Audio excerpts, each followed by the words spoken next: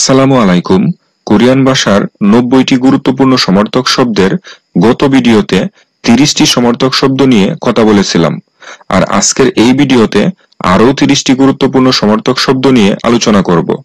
যারা আগের ভিডিওটি মিস করেছেন, ডেসক্রিপশন বক্সে সেই ভিডিওটির লিংক দেওয়া আছে, অবশ্যই দেখে নেবেন। চলুন তাহলে আজকের ভিডিওটি শুরু করা যাক।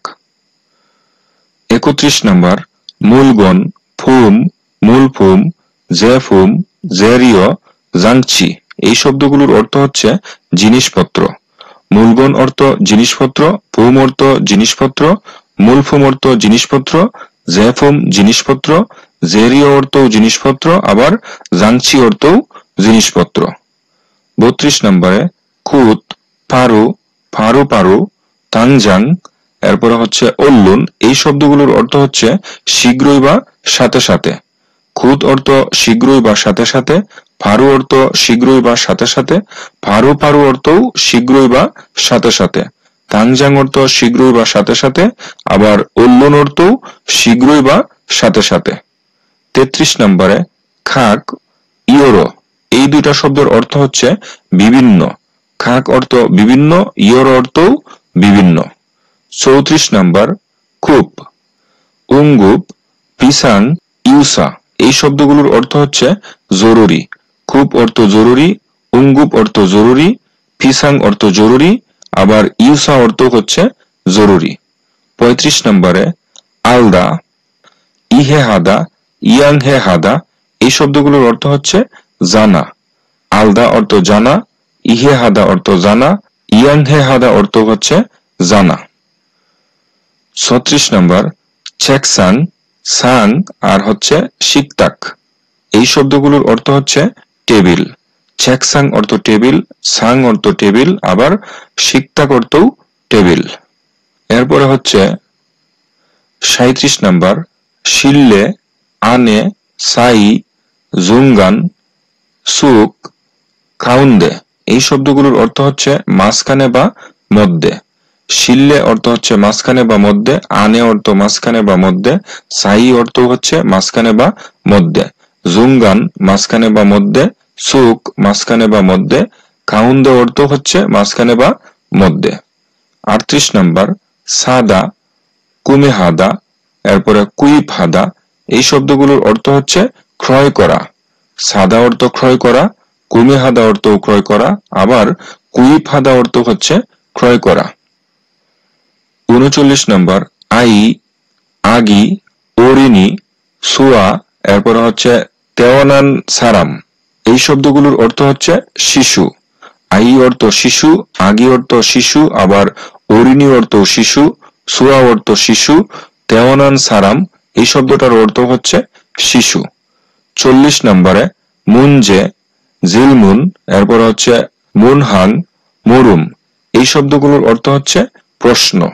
মুনজে অর্থ প্রশ্ন, জিলমুন অর্থ প্রশ্ন, মুনহাং অর্থ প্রশ্ন, আবার মুরুম অর্থ প্রশ্ন। 41 নম্বর তুন, হিয়নগুম, গুঞ্জন, হুয়াপিয়ে। এই শব্দগুলোর অর্থ হচ্ছে টাকা। তুন অর্থ টাকা, হিয়নগুম অর্থ টাকা, আবার গুঞ্জন এর অর্থ হচ্ছে টাকা, আবার হুয়াপিয়ে অর্থও টাকা। 42 নম্বর পুতুং, এরপর হচ্ছে জাজু, জুরু, তেবুবুন। এই শব্দগুলোর অর্থ হচ্ছে সাধারণত। পুতুং সাধারণত, জাজু সাধারণত, জুরু সাধারণত, তেবুবুন অর্থও সাধারণত। এরপরে হচ্ছে 43 নম্বর সোদা, সিন্দা, ইবদা, এরপরে কিদা। এই শব্দগুলোর অর্থ হচ্ছে পরিধান করা। সোদা অর্থ পরিধান করা, সিন্দা পরিধান করা, ইবদা পরিধান করা, আবার কিদা অর্থ পরিধান করা। 44 নম্বর ফারুদা, ফাল্লি, ইরুদা, ইলচিক, অল্লুন, জোকসি। এই শব্দগুলোর অর্থ হচ্ছে তাড়াতাড়ি। ফারুদা তাড়াতাড়ি, পাল্লি তাড়াতাড়ি, ইরুদা তাড়াতাড়ি, ইলচিক তাড়াতাড়ি, অল্লুন তাড়াতাড়ি, জোকসি অর্থ হচ্ছে তাড়াতাড়ি। 45 নম্বর সাওবজা, সাওবজু, হুয়াজু, সুইউজা, এরপরে হচ্ছে শিরবগা। এই শব্দগুলোর অর্থ হচ্ছে কাজের জায়গা। সাওবজা কাজের জায়গা, সাওবজু কাজের জায়গা, হুয়াজু কাজের জায়গা, সইউজা কাজের জায়গা, শিরবগা কাজের জায়গা। 46 নাম্বার মান্দুলদা, জিত্তা, জাংমান হাদা এই শব্দগুলোর অর্থ হচ্ছে তৈরি করা। মান্দুলদা তৈরি করা, জিত্তা তৈরি করা, জাংমান হাদা তৈরি করা। 47 নাম্বার জংমাল, ছাম, জিনশিল, জিনছা, সংশিল এই শব্দগুলোর অর্থ হচ্ছে সত্যি। জংমাল সত্যি, ছাম সত্যি, জিনশিল সত্যি, জিনছা সত্যি, সংশিল সত্যি। 48 নাম্বার ওত, উইরিউ, উইসাং, উইবুক, ছন এই শব্দগুলোর অর্থ হচ্ছে খাপড়। ওত অর্থ খাপড়, উইরিউ কাপড়, উইসাং অর্থ কাপড়, উইবুক অর্থ কাপড়, আবার ছন অর্থ হচ্ছে কাপড়। এরপরে হচ্ছে 49 নাম্বার কুঙ্গু হাদা, তুকসো হাদা এই দুইটা শব্দের অর্থ হচ্ছে পড়াশোনা করা। কুঙ্গু হাদা পড়াশোনা করা, তুকসো হাদা পড়াশোনা করা।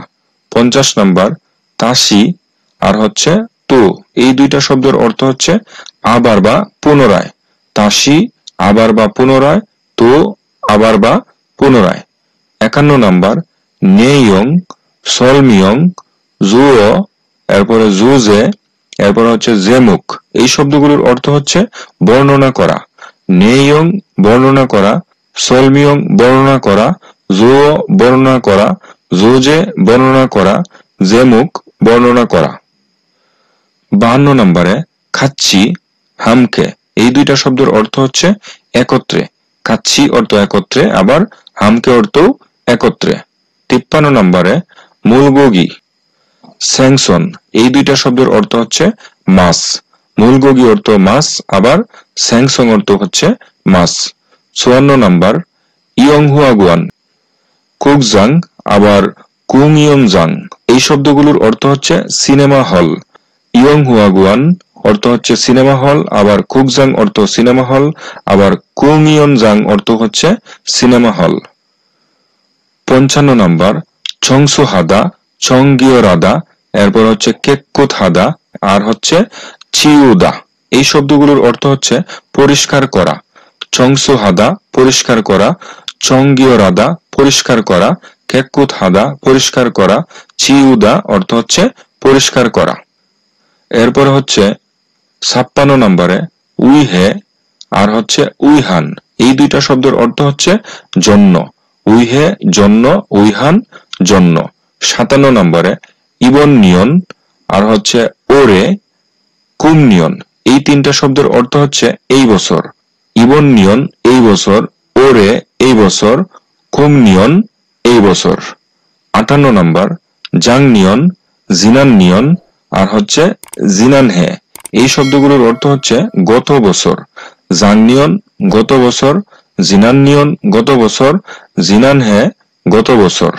59 নাম্বার তাওমে, হুয়ে, নাজুঙে, ইত্তাগা এই শব্দগুলোর অর্থ হচ্ছে পরে বা পরবর্তী।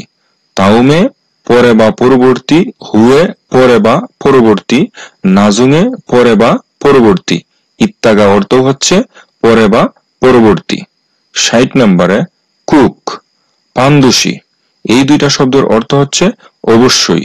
কুক অর্থ অবশ্যই, পানদোষী অর্থ হচ্ছে অবশ্যই। আজকের ভিডিওটি এখানেই শেষ করব।